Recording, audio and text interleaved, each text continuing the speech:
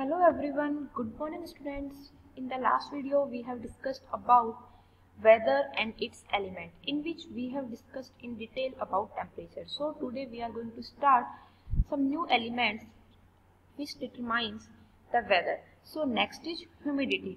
Humidity refers to the amount of water vapors present in air. Like I told you in previous class that humidity is basically how much water vapors are present in your atmosphere. Like these are the rainy days. You can see when some rain, there is a fall of some rain. After that, the weather is humid because आपको हर जगह पे ऐसे humidity feel होगी कि weather waterfall की वजह से, rain की वजह से हमारा क्या होगा, वेदर के अंदर ह्यूमिडिटी भी प्रेजेंट हो जाती है अगर पूरी तरह से अच्छे से रेन ना हो तो.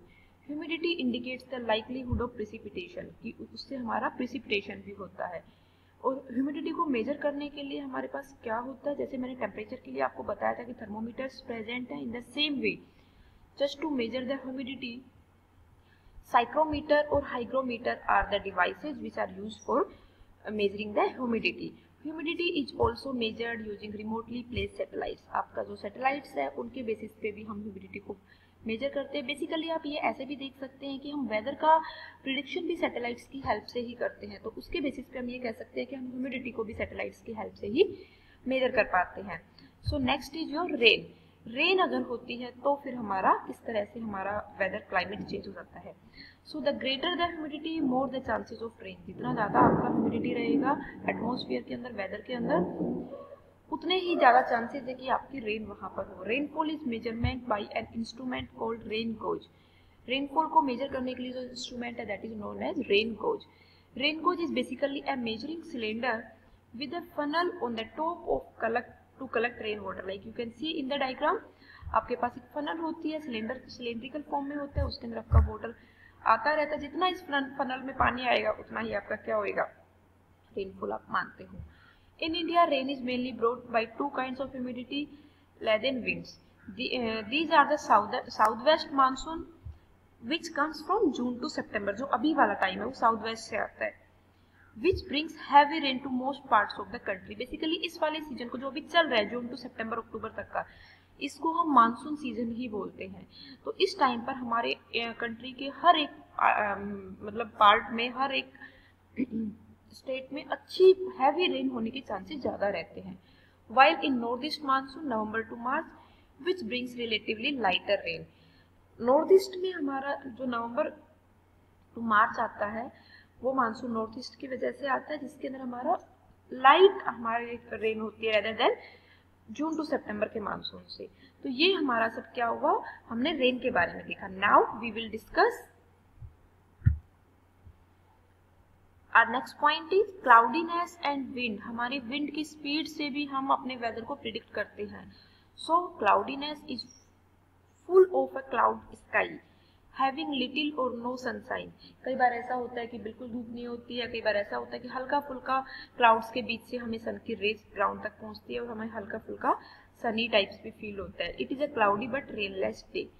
तो ये आप डायग्राम में देख सकते हैं, ये हमारी क्लाउडी डेज के फोटो क्लिक की हुई है. Wind is horizontal movement of air. Wind is named after the direction from which it comes. हमारी विंड किस डायरेक्शन से आ रही है, किधर से आपकी ब्लो हो रही है, उसके बेसिस के ऊपर हम उस विंड को क्या देते हैं, नेम देते हैं कि ये नॉर्दर्न विंड है, कि ये साउदर्न विंड है, ईस्टर्न विंड है, जो भी है हमारा इसके बेसिस पे. Now our next point is climate.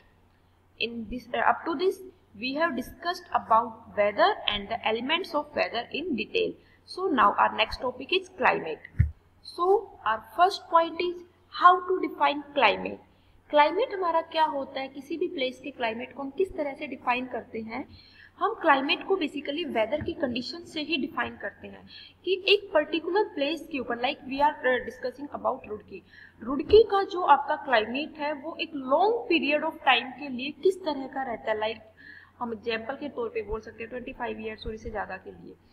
इतने टाइम तक हम वेदर को, जो हमारे मेट्रोलॉजिस्ट होते हैं वो वेदर को क्या करते हैं, प्रिडिक्ट, वेदर को स्टडी करते हैं. After that they decide the climate of that particular place. Like अगर जैसे हम फॉर एग्जाम्पल हम बात करते हैं कि किसी जगह का टेम्परेचर बहुत ज़्यादा रहता है मोस्ट ऑफ द डेज, और वहाँ पर रेनफॉल भी बहुत ज़्यादा रहता है। टेम्परेचर हाई रहेगा, इस वजह से वहाँ का क्लाइमेट कैसा रहेगा, हॉट रहेगा, एंड वहाँ पर रेनफॉल ज़्यादा होता है, इस वजह से वहाँ का वेदर कैसा होगा, वेट होगा।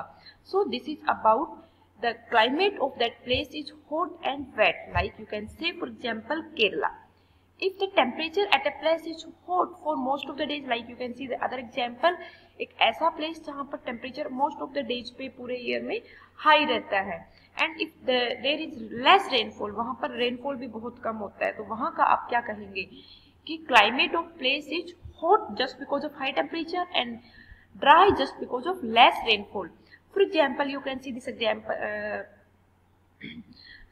these conditions in the state Rajasthan.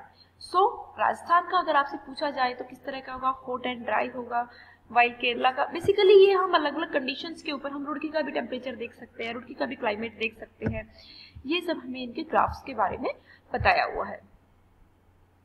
अब हम इससे आगे देखते हैं, नेक्स्ट टॉपिक है हमारा effect of sun in changing of climate. आपका सन का इफेक्ट किस तरह से होता है क्लाइमेट को चेंज करने के लिए।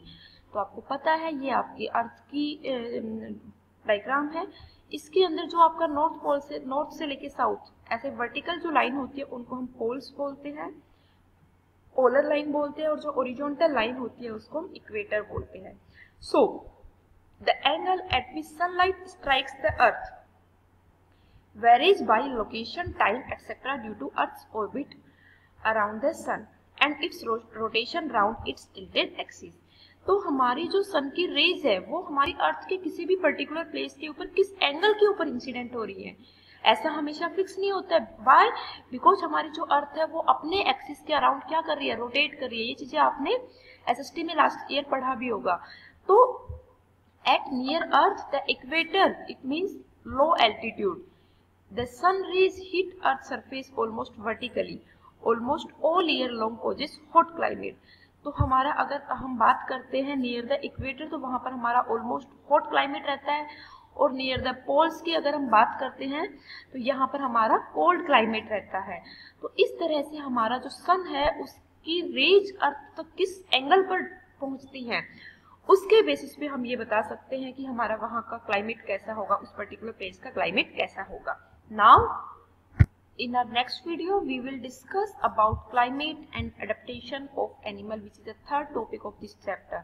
I hope today we have discussed about climate and that topic is clear to you. If you feel any doubt, then you are free to ask me. Thank you, बच्चे. God bless you.